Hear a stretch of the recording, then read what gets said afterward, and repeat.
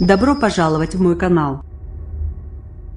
La plupart des équipements ont été détruits lors de la phase de rentrée dans l'atmosphère.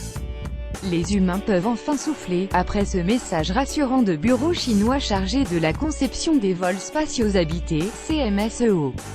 La station spatiale chinoise Tiangong 1 s'est en effet désintégrée en plein vol sans faire de dégâts lundi 2 avril. Alors qu'elle regagnait la Terre au-dessus du Pacifique, au terme de 2 années d'évolution incontrôlée en orbite.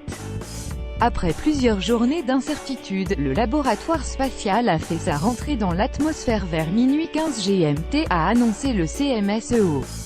L'organisme d'État n'a pas fourni les coordonnées exactes du point de chute, évoquant seulement la partie centrale du Pacifique Sud.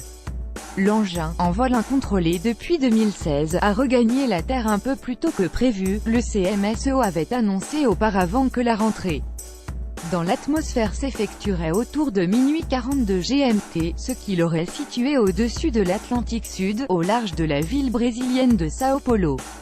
La station spatiale abandonnée pesait environ 8 tonnes, mais ne devait pas causer de dégâts en tombant, avait assuré la Chine ces derniers jours. Pékin avait même promis un spectacle splendide, semblable à une pluie de météorites. Amusant à voir, mais au-dessus du Pacifique, il paraissait improbable que quiconque ait pu assister à la scène à l'œil nu.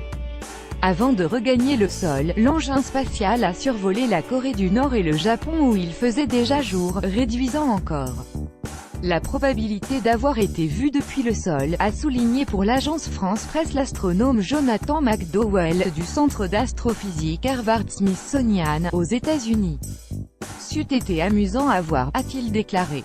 Le bon côté des choses, c'est qu'il n'a pas provoqué de dégâts en tombant. Les États-Unis ont confirmé le retour de l'appareil dans le Pacifique, évoquant cependant un décalage d'une minute, minuit 16 GMT, par rapport à l'évaluation chinoise, selon le Joint Force Space Component Command, JFSCC, dont le réseau de radars a suivi la trajectoire de l'engin en coordination avec plusieurs pays, Allemagne, Australie, Canada, Corée du Sud, France, Italie, Japon, Royaume-Uni. Le laboratoire spatial avait été placé en orbite en septembre 2011. Il aurait dû effectuer une rentrée contrôlée dans l'atmosphère terrestre, mais a cessé de fonctionner en mars 2016. D'après l'Agence spatiale européenne, ESA, les ingénieurs chinois au sol n'étaient plus en mesure d'actionner les moteurs qui auraient permis de contrôler la chute de l'engin. Mais Pékin a réfuté à plusieurs reprises que le Tiangong 1 soit devenu incontrôlable.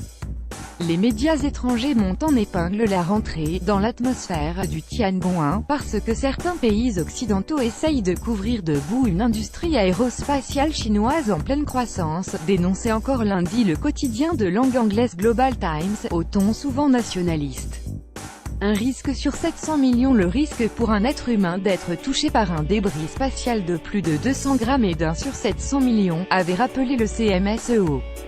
Les gens n'ont aucune raison de s'inquiéter, avait-il assuré. Tiangong 1, au Palais Céleste, a été utilisé pour des expériences médicales.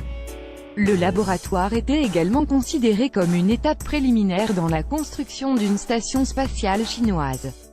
La Chine a investi des milliards d'euros dans la conquête spatiale pour tenter de rattraper l'Europe et les États-Unis.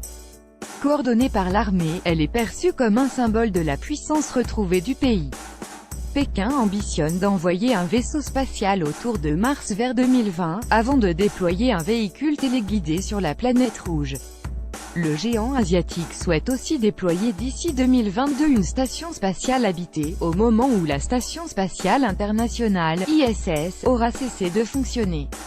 Un autre laboratoire, Tiangong 2, a été lancé à cet effet en septembre 2016. La Chine rêve également d'envoyer un homme sur la Lune.